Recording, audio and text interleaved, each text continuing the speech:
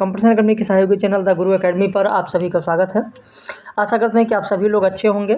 इस समय मध्य प्रदेश में जो वर्ग 2 है, वर्ग 2 का पूरा बैच चल रहा है। वर्ग 2 में आपने देखा जो पाठ्यक्रम में इकाई 11 से लेकर इकाई 20 तक जो दिया गया है, तो जो विधाएँ लगी हैं अभी उन्हीं को कराया जा रहा है।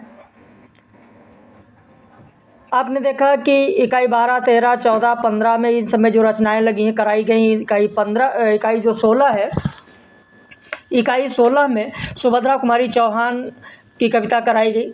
उषा प्रियंवदा का वापसी आपको कराया गया। और आज हम लोग देखेंगे भगवती चरण वर्मा की दीवानों की हस्ती और रामचंद्र तिवारी का पानी की कहानी। और फिर कल मंगलेश डबराल का होगा। इसके बाद फिर इकाई हम लोग 17 शुरू करेंगे। तो इस तरीके से पाठ्यक्रम में जितनी रचनाएं लगी हैं अभी हम लोग उन्हीं की बात करते हुए चल रहे हैं। तो पाठ्यक्रम में जितनी भी चीज़ें हैं एक एक करके करेंगे। कल इकाई 17 आपकी शुरू होगी। कल इकाई 17 जब शुरू होगी तो उसमें प्रेमचंद के फटे जूते हैं, महादेव वर्मा का मेरे बचपन के दिन है। तो जो परसाई जी ने लिखा है प्रेमचंद के फटे जूते, तो परसाई जी के हरिशंकर परसाई के और बहुत सारे व्यंग हैं, उन सभी की बात करेंगे। प्रेमचंद की जो कहानी है पंच परमेश्वर है, श्यामाचरण दुबे का उपभोक्तावाद है, राहुल सांकृत्यायन का लाहसा की ओर है, गिरिजा कुमार माथुर का छाया मत छूना। तो एक एक इकाई में आप देखेंगे 6 रचनाएं लगी हुई हैं। उन सभी को लेकर हम लोग साथ में चल रहे हैं।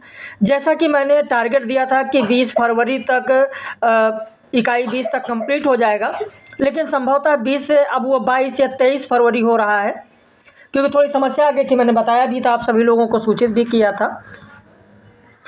तो 22 या 23 फरवरी हो सकता है, इससे ज़्यादा समय नहीं लगेगा।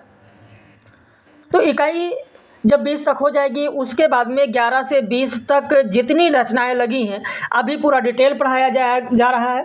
फिर इसी पर आधारित प्रश्नोत्तरी कराई जाएगी, पूरा प्रैक्टिस करा दिया जाएगा और फिर उसके बाद में भाषा शुरू होगी। एक चीज़ और आपको ध्यान रखना है, मैं हर वीडियो में आप लोगों को समझाता हूं कि जैसे भगवती चरण वर्मा का हम दीवानों की हस्ती आपके पाठ्यक्रम में लगा है, तो दीवानों की हस्ती से ही प्रश्न केवल नहीं रहेगा, बल्कि भगवती चरण वर्मा की और भी रचनाएं और उनके बारे में जानना बहुत ही ज़रूरी है। तो चलिए शुरू करते हैं, भगवती चरण वर्मा के बारे में जानते हैं। वीडियो पब्लिश है, अगर आप जुड़ना चाहते हैं वर्ग 2 में तो यहाँ पर नंबर मैं लिख दे रहा हूँ 80 52 58 4 00 4। इस पर आप फ़ोन करके व्हाट्सएप करके फीस और सारी जानकारी ले सकते हैं।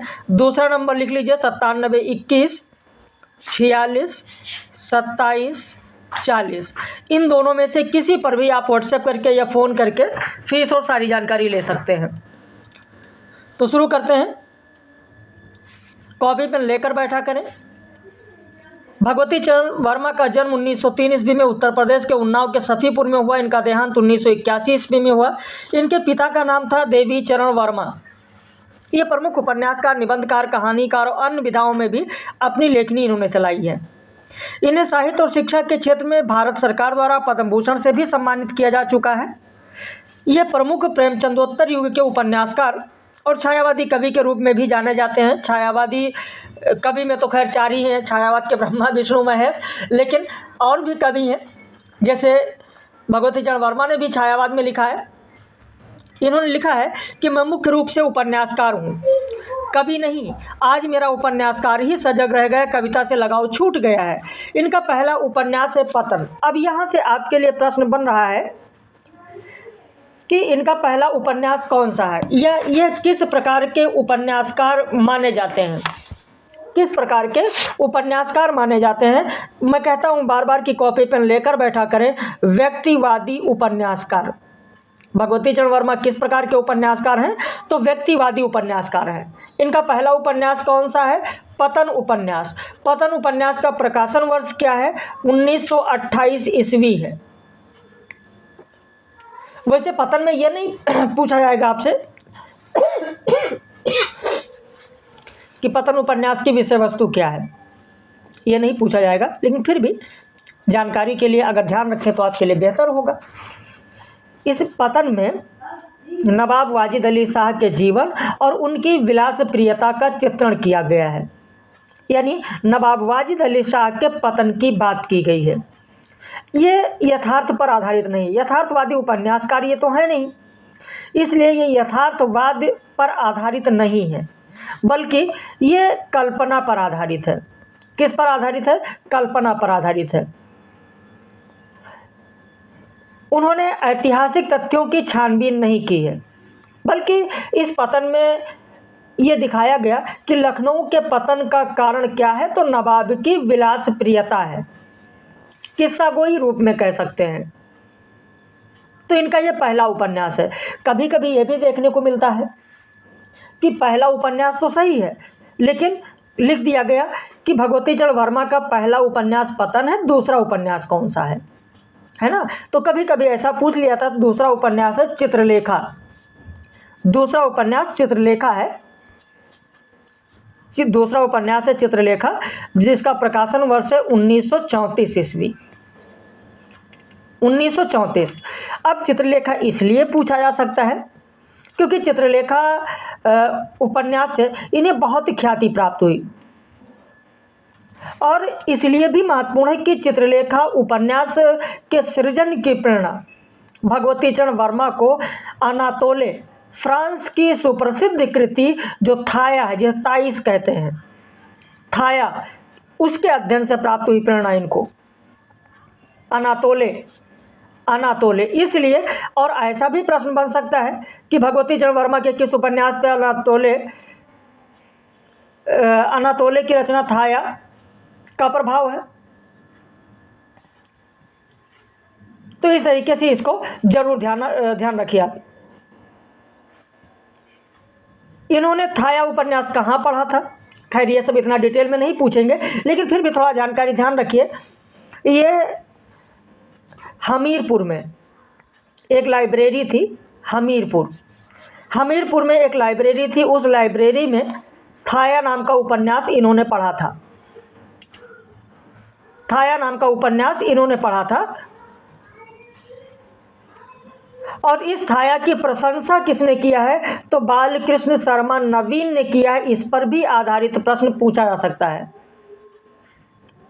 कि अनातोले की रचना थाया उपन्यास की खूब प्रशंसा किसने की है? बालकृष्ण शर्मा नवीन ने की है। क्योंकि भगवती चरण वर्मा ने खुद लिखा है कि जब मैंने हमीरपुर कलेक्टर के पुस्तकालय में थाया नाम का उपन्यास देखा तो उनसे मांग लिया, और मन में था कि फ्रांस में कौन सी ऐसी बात है जो नवीन ने इसकी प्रशंसा की है, बालकृष्ण शर्मा नवीन। वो उपन्यास मैं आदि से अंत तक पढ़ा। उपन्यास पढ़ने में अच्छा लगा, लेकिन पढ़ने के बाद मुझे लगा कि ऐसा उपन्यास इसी समस्या को लेकर मैं भी लिख सकता हूँ, और इसी क्रम में मैंने चित्रलेखा उपन्यास लिखना प्रारंभ किया। तो ये उन्होंने कहा है। इनकी प्रारंभिक कविताएं किन पत्रिकाओं में छपती थी? तो प्रताप पत्रिका में और शारदा पत्रिका में प्रकाशित होती थी। इन्होंने विचार और नवजीवन पत्रिका का संपादन कार्य भी किया है। इनके उपन्यासों में पतन है, चित्रलेखा है, 3 वर्ष है, टेढ़े मेढ़े रास्ते उपन्यास जरूर पूछा जाएगा। 100% इस चीज़ को मान लीजिए, ध्यान रखिएगा कि भगवती चरण वर्मा का उपन्यास जरूर पूछा जाएगा। भगवती चरण वर्मा का उपन्यास जरूर पूछा जाएगा। 3 वर्ष से टेढ़े मेढ़े रास्ते हैं, अपने खिलौने भूले बिसरे चित्र, वो फिर नहीं आई, सामर्थ्य और सीमा, थके पाँव, रेखा, सीधी सच्ची बातें, युवराज चूड़ा, सबही नचावत राम गोसाई।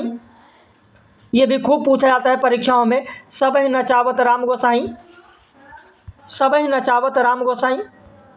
लघु प्रश्न और मरीचिका, दुप्पल उपन्यास, चाणक्य उपन्यास, क्या निराश हुआ जाए। इनका कहानी संग्रह मोर्चाबंदी, राखी और चिंगारी, इंस्टॉलमेंट। कविता संग्रह मधुकण, प्रेम संगीत, मानो। इनका नाटक है वसीयत, रुपया तुम्हें खा गया, सबसे बड़ा आदमी। संस्मरण है अतीत के गर्त से। साहित्यालोचन है साहित्य के सिद्धांत तथा रूप। प्रमुख कविताओं में हम दीवानों की क्या हस्ती, अज्ञात देश में आना, बसंतोत्सव, भैंसा गाड़ी, तुम अपनी हो जग अपना है, देखा सोचा समझा, देखो हो गया है, पतझड़ के नीले पत्तों ने, आज मानो का सुनहला प्रात है, तुम सुधि बन बनकर बार बार, स्मृति कण आज मानो तुम मृगनयनी, मैं कब से ढूंढ रहा हूँ, आज शाम है बहुत उदास, संकोच भर भार को सह न सका, बस इतना अब चलना होगा, पतझड़ के पीले पत्तों ने कल सहसा यह संदेश मिला। तो ये सब इनकी रचनाएं हैं। दीवानों की हस्ती कविता की अगर बात करें, दीवानों की हस्ती, तो यहाँ पर एक एक काव्य पंक्ति बहुत ही महत्वपूर्ण है।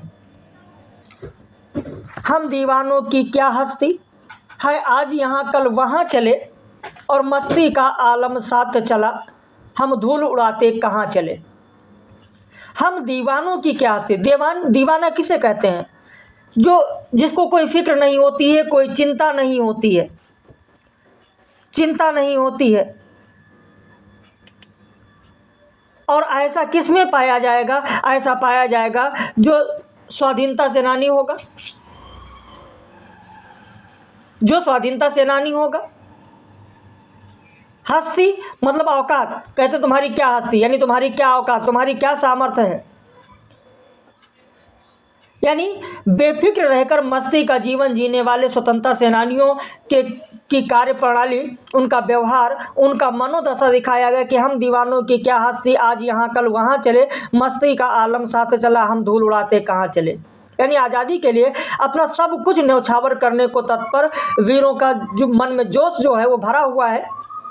और वीरों का ये कहना है कि देश की महानता और गरिमा के सामने हमारी क्या हस्ती है, हम तो किसके दीवाने हैं, हम तो आज़ादी के दीवाने हैं। और अंग्रेज़ों के खिलाफ हमारी नीतियां जो हैं, हमारी नीतियां एक जगह नहीं रुकने वाली हैं। आज हम यहाँ हैं तो कल वहाँ होंगे। हम जिधर भी जाते हैं खुशियों का संसार हमारे साथ होता है, हमारा ये आना जाना खुशियों से भरा होता है। आगे कहा गया, आगे एक एक पंक्ति आप देखें कि आए बनकर उल्लास कभी, आंसू बनकर बह चले अभी, सब कहते ही रह गए अरे तुम कैसे आए कहाँ चले। यानी जो दीवानों की हस्ती की जो बात की गई, जो स्वतंत्रता सेनानी की बात की गई, तो कहते हैं आए बनकर उल्लास कभी, आंसू बनकर बह चले अभी, और सब कहते ही रह गए अरे तुम कैसे आए कहाँ चले। यानी अंग्रेज़ों की जो सरकार है, अंग्रेज़ों से बचते बचाते आज़ादी के दीवाने जब लोगों के बीच पहुंचते हैं तो वहाँ एकदम अजीब माहौल बन जाता है, लोगों में खुशी उल्लास पैदा हो जाती है। और वहाँ से जब वो चलते हैं दूसरी जगह के लिए कूच करते हैं, एक जगह से दूसरी जगह उनका आना जाना होता है, और जब कूच करते हैं तो वो लोगों के अंदर आंसू आ जाता है, उनके आंखों में आंसू आ जाता है, उनकी विदाई करते हैं। लोग बहुत दुखी होते हैं कि देखिए कितना खुशी का माहौल बन गया था और इस तरीके से आए और आप लोग जा रहे हैं। लोग कहते हैं कि तुम तो अभी आए हो, इतनी जल्दी कहाँ के लिए चल पड़े, आप लोगों को तो कुछ दिन और रुकना चाहिए, किस ओर चले मत ये पूछो। तो जो स्वतंत्रता सेनानी है, जो स्वतंत्रता सेनानी है वो कहते हैं कि कुछ भी मत पूछिए, किस ओर चले मत पूछो, हम किस ओर जा रहे हैं इसके बारे में पूछने की ज़रूरत नहीं है, इसके बारे में पूछने की ज़रूरत आपको नहीं है। मत पूछिए कि मैं कहाँ जा रहा हूँ, मुझे तो बस चलते रहना चाहिए, इसीलिए मैं जा रहा हूँ और मैं इस दुनिया से कुछ ज्ञान प्राप्त किया हमने, बस अब मैं निरंतर उस ज्ञान को बाकी लोगों के साथ बांटना चाहता हूँ, इसलिए मुझे निरंतर चलने दो। दो बात कही दो बात सुनी, कुछ हंसे और फिर कुछ रोए, छक कर दुख सुख के घूंटों को हम एक भाव से पिए चले। कहा जाता है कि जहाँ भी जाते हैं लोगों में खूब घुलते हैं, मिलते हैं, दुख सुख बांटते हैं। दुख सुख दोनों भावनाएं एक साथ रहती हैं, इसीलिए दोनों परिस्थितियों को शांत रहकर सहन करना चाहिए। इस तरह मार्ग पर चलते हुए लोगों का दुख सुख बांटने और उनके एक साथ समान ढंग से ग्रहण करने की बात की गई है।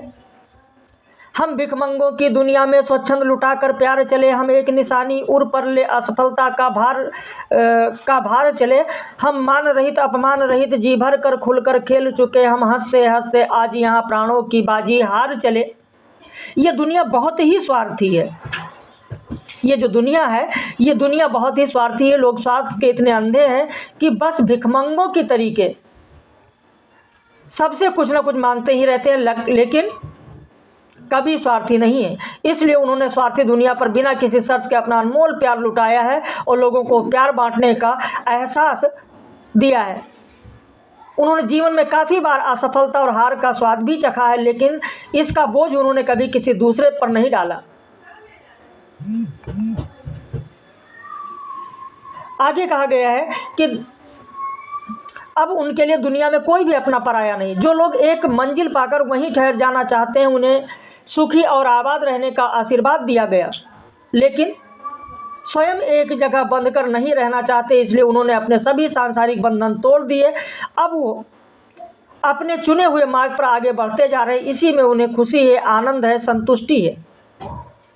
आगे कहा गया कि हम भला बुरा सब भूल चुके, नतमस्तक हो मुख मोड़ चले, अभिशाप उठाकर होठों पर वरदान दीर्घों से छोड़ चले। यानी हम लोगों का जो भला बुरा हुआ है वो सारी चीज़ भूल चुके हैं और इन सारी चीज़ों के आगे सिर झुकाते हुए, नतमस्तक होते हुए और मुख को मोड़ते हुए और आगे हम बढ़ते जा रहे हैं। अभिशाप उठाकर होठों पर, जो भी अभिशाप है, जो भी बातें हैं, उनको होठों पर रखते हुए और वरदान दीर्घों में छोड़ चले। हम अपना और पराया क्या आबाद रहे रुकने वाले, हम स्वबंधन स्वयं बंधे थे स्वयं, हम अपने बंधन तोड़ चुके। हम किसी के बंधन में नहीं बंधे थे, यानी हम ब्रिटिशों के बंधन में नहीं बंधे थे, बल्कि हम स्व के बंधन में बंधे थे और उस स्व के बंधन को तोड़ते हुए और हम आगे बढ़ते हुए जा रहे हैं। हाँ, सुरेंद्र जी अभी कॉल कर रहे हैं, वीडियो रिकॉर्ड हो रहा है। ठीक है, इसी नंबर पे करके स्क्रीनशॉट भेज दीजिए। ठीक ठीक। तो यहाँ पर आपने देखा, तो इस तरीके से ये व्याख्या दी गई है और इस व्याख्या को आपने देखा, बहुत छोटी कविता थी, लेकिन पूरी व्याख्या आपने देखा राष्ट्र पर समर्पित है। अब इसके बाद में दूसरा जो लेक्चर आपको मिलेगा, वो दूसरा लेक्चर होगा रामचंद्र तिवारी की कविता की रचना पानी की कहानी। पानी की कहानी। तो इसी क्रम में हम लोग आगे बढ़ते रहेंगे।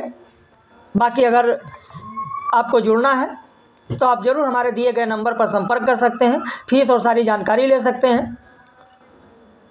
बाकी लगातार लोगों का एडमिशन जारी है, आप भी जुड़ना चाहें आप भी जुड़ सकते हैं।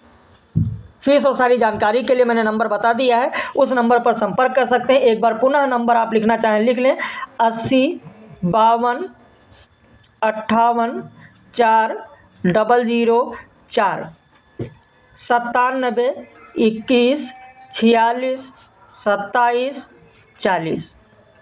ये नंबर है, इस पर आप फ़ोन करके व्हाट्सएप करके फ़ीस और सारी जानकारी ले सकते हैं। हम लोग फिर मिलेंगे अगले लेक्चर में।